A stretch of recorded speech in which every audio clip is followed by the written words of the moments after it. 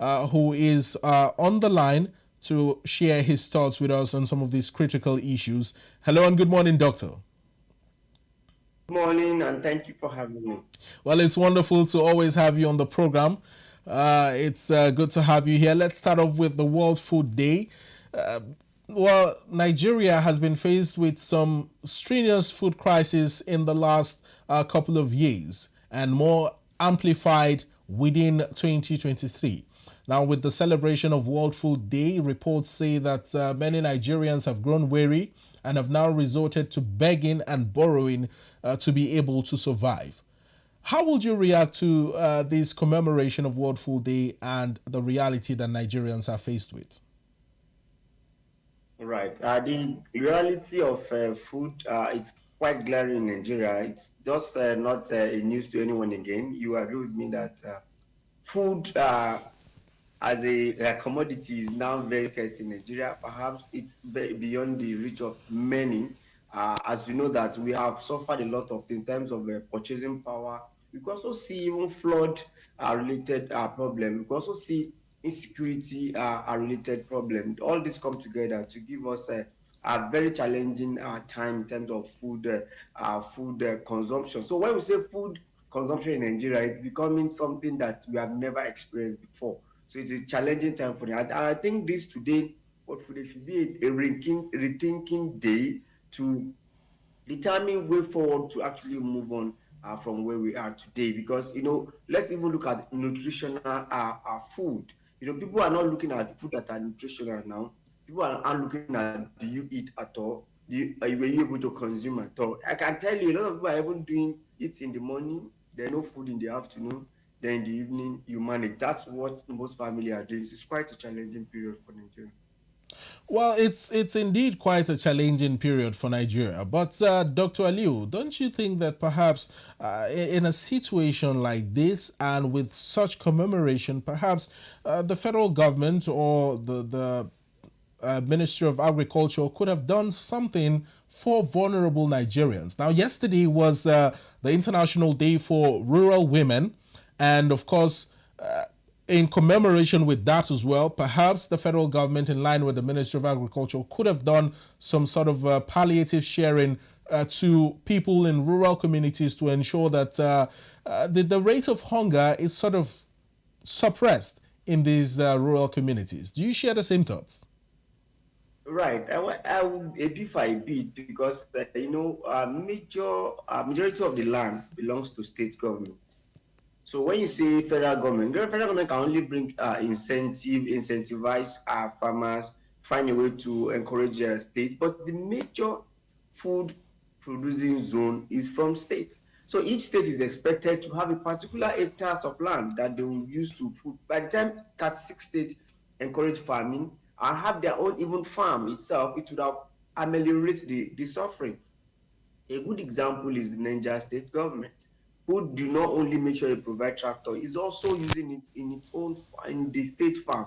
So I think we need to go back and talk to this state because states come to the federal government and collect allocation every year. How many people can federal government feed? Perhaps maybe federal government only have right on FCT. So other state belongs to state government. So for them to process, you could recall that even when President Bola Ahmed Tinubu came on board, he said he declared state of emergency on food security. But 1 year down the line, we do not see any meaningful outcome. That simply means there is no good relationship between the federal government and the state to encourage states to farm. Then you must also give credit to President Muhammad Buhari. Remember, he did anchor borrow, and you agree with me that the anchor borrow actually have a lot of impact. In fact, at a particular point, we are self-sufficient when it comes to food. Rice in particular. So we want this government also to do something like that. So I think we should hold states responsible for food security in Nigeria. Well, Doctor, there is a very worrying statistics here, much like a report by the conservative estimate of the national average cost of a healthy diet in the country, which is pegged at about 1,225 naira per meal. Now, as of August this year, a family of four typically would require 150,000 naira a month to have one meal per day. Now, not to talk of the standard 3 square meals per day. We are talking about 4 people in a family having 1 meal per day, cost about 150,000 naira. And our minimum wage as a country now stands at about 70,000 naira, with most state governors even refusing to pay the 70,000 naira. How do we balance this up to ensure that Nigerians don't begin to die of hunger? Because if people can afford 1 square meal per day, I doubt if there will be some sort of law and order remaining in the country in the coming months. Right. Honestly, I must commend we Nigerians. We are very, very enduring, I should say, because it's quite a tough time for Nigerian people. But the fact is that it actually varies. It depends on where you are that you can buy a meal at 1,250 naira. It depends on where you are and what type of meal are we actually talking about. Is it meal that actually, qualify the standard of a better living? Perhaps we also mentioned about, most of us consume from what is called autonomous consumption in economics, whereby you have to find other sources of surviving. Go to your neighbor, do this, do that, a lot of things. 150,000 naira for a month for a family of five to consume. How much is the salary? Salary of 70,000. I can also tell you it has not commenced. The 70,000 has not commenced. Most states are actually saying it, they have not started paying the money. So it's a harrowing period for Nigerians to survive. But I think if there's anything Nigerians should be sufficient about, it should be food sufficient, because we have arable lands that are uncultivated. We have water that we can use for irrigation. The only problem is man-made problem. And what is man-made problem? Insecurity and policy direction of the government. Because I will also go back to what is bringing about food. Inflation, because the major driver of Nigerian inflation is still food inflation, and it's a function of energy. So sometimes you go to some environment, they have food and the food is rotten, but they cannot have that finance to move the food from the farm to the where they can sell it or people can buy it from them. So these are the problems. So it's a myriad of issues, but the low-hanging fruit we should solve is the problem of energy security to move the food, and the problem of farmers, elders, clashes and kidnapping, and also the inability of coordinated way of producing enough food for Nigeria. It's the problem. Well, inability of producing coordinated food for Nigerians is part of the problem, but there is also another problem where it says about 50% of the food produce that Nigerians access from their farms are lost during the process of harvest. This is a very worrying statistics. Do you perhaps could share what might have been the reason for this such big losses, where 50% of farm produce are lost? Why would 50% of farm produce are lost? I think it comes with a lot of factors. One, people are not well trained in terms of farming. Most people are doing subsistence farming, and when people are not exposed to processes of actually harvesting this farm produce, it becomes a problem. Number two, we have issue of storage. Ideally, there's some food that there's some produce that are perishable. But if you have the strategy to actually store it, it helps a lot. Even those that are not perishable, people don't really have the structure to actually produce it, and that's why we to preserve it. And that's why we talk about state government. State government are to come into this. Because federal government cannot go to every local government to provide such solution. And that is the major problem. So I think the major thing we should be looking at is how states can actually come on board to support farming and farmers to make sure that they have the adequate technology, technology and knowledge to actually manage such. Now, Dr. Aliu, in a very sharp contrast between the reality on ground with the food crisis in the country and the hunger and hardship that many Nigerians are faced with, the CBN governor has made some statements that many people might not really concur with. He mentioned that the economy is in an upward trajectory. However, inflation rate has also gone up about 34.7% as of today. How do we have these conflicting statements coming from the CBN governor, the reality of the inflation rate, as well as the reality of what Nigerians are facing, all contrasting? Right. It's economy. Then most time people want to interpret the figures, but sometimes those figures does not translate to the well-being of people. Perhaps it takes time. And if you look at the last inflation, it was reduced, but now it has increased within a month to about 32.7. What is the factor? The factor is just the major problem of energy security. So those indices they are looking at, they are just for the previous one. So we should continue to look at the current one because Nigeria, the hardship continue, without a recourse or coming down at all at all. So I think those ones they are seeing are not true reflection of what is happening in Nigeria economy.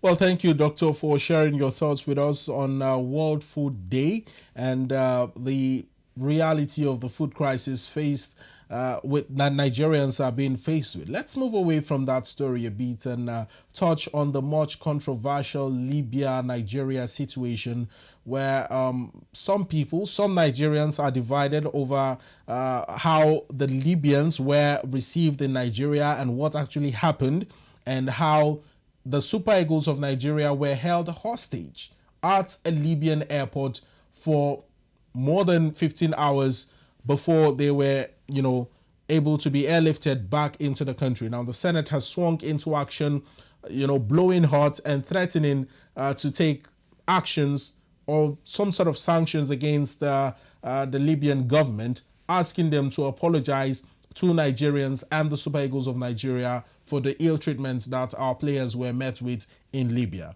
What are your thoughts on this? Right. I think two wrong does not make a right. I think that's the premise we should start from. So no matter what, I think Nigerians actually, maybe because of logistics and what have you, actually did what is not accepted, because we must also have culture of welcoming people and managing visitors very well, which is normal in our culture. We are very welcoming. So perhaps if there's a gap. So, but for Libya to now say, because there's 1 hour problem, you now give us that now our problem. I think that's quite very, very wrong. Perhaps if you look at the risk itself, you diverted the plane that was supposed to land at Benghazi to Al Barak airport on air. That's one danger that we shouldn't even think about.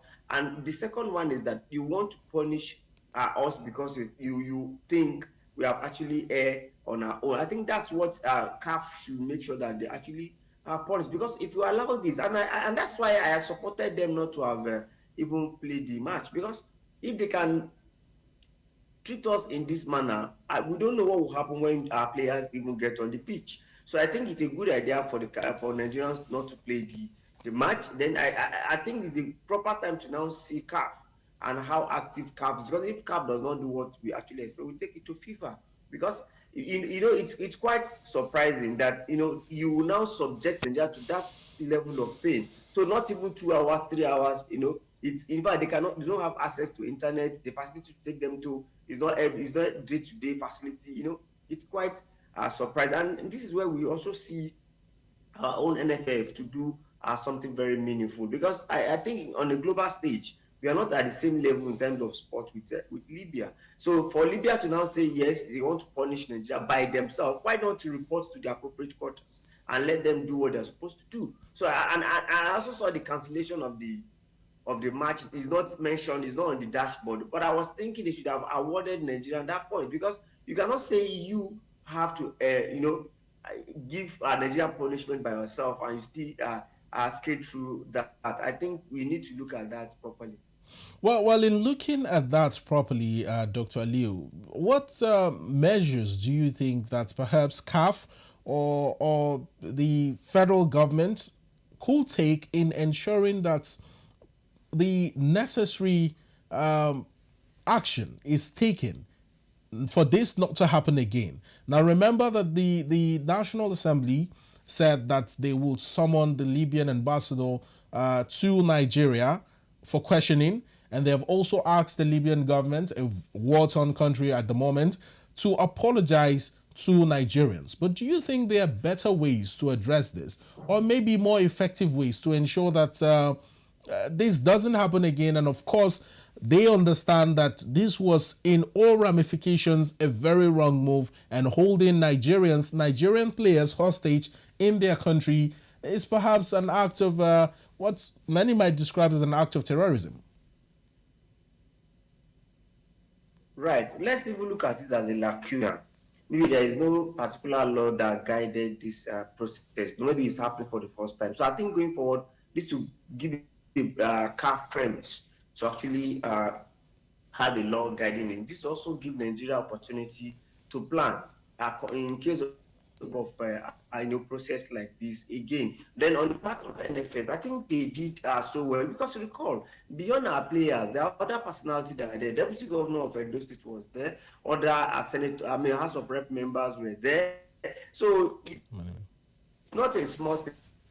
So it's not only player experience; they also have experience. So I think it's good that the executive are there, the legislature are there, the player managers are there. And so I think it's a good. So, but going forward, we must use this as a springboard to engender our level of development of sports globally for them to know that you can't do this to Nigeria and go scot-free. I think the federal government is doing the right thing, telling the Nigeria and Libya government to actually apologize. I think that should come first. Looking at the diplomatic agreement within us, that should have come first. And going forward, Nigeria will now have a law guiding such a break of process.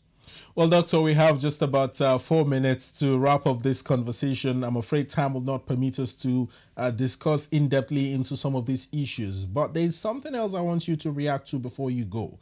At the floor of the Senate yesterday, Senator Kau, moved the motion a push to test lawmakers or politicians in general for drug use, citing that even in the lawmakers' offices, there are people who peddle drugs within the National Assembly. Now, this was met by an uproar, of course, as expected. How would you react to such a very bold statement by Senator Kau and the possibility of this happening in the Nigerian political space? I think it should be commended and commended very well for that bold step. You recall, maybe it's Kano State also that has been checking or checking the executive and the legislature before they came to office. It's not a bad idea at all, at all. Who come with, if you want to lead, you must lead by example. I want to say example. You must subject yourself to such test. Look at that very, very, maybe how do I call it? A very emphatic statement saying that some people even peddle drug in National Assembly. That's quite indicting. So I think they should look into that. And I want to say that I trust the Buba Marwa led the NDLEA. They can actually do that if President Bola Ahmed Tinubu support them to actually carry out that test. So anybody who fell a victim of such, it should be denied that position so that we will discourage level of drug addiction or peddling of drug or sales of drugs or uses of drugs among our leaders. So it will now trickle down to citizens of Nigeria. Well, in doing that, I believe a lot of issues surrounding drug abuse will be curtailed. Now, another issue that was raised is that of politicians giving out hard drugs to youngsters, especially during elections. Not necessarily political talks, but just people who are ardent supporters of these politicians. How do we curtail this? I know the NDLEA-led administration of General Buba Marwa is quite on top of its game. But how do we ensure more stringent measures to curb this menace? It's going to be quite difficult because there is need for political will. It must come with political will. If there is no political will, I can tell you it does not work. And the political will should come from the executive and the legislature for him to actually carry out those things. So I think we just want need to work our political and also review our. Maybe you give it more constitutional backing that every person who wants to actually lead us should embark on, and anybody who found wanting, especially giving your followers drug, such person they should face maximum punishment. But the fact is that how is our process? How is our judiciary? Will we be able to really sanction these people? That is the question. All right, Dr. Aliu Elias, I must thank you so much for always finding the time to come around on the program. It's always a pleasure to have these discussions with you with your vast wealth of knowledge and contributions to national issues. Thank you for having me. Thank you.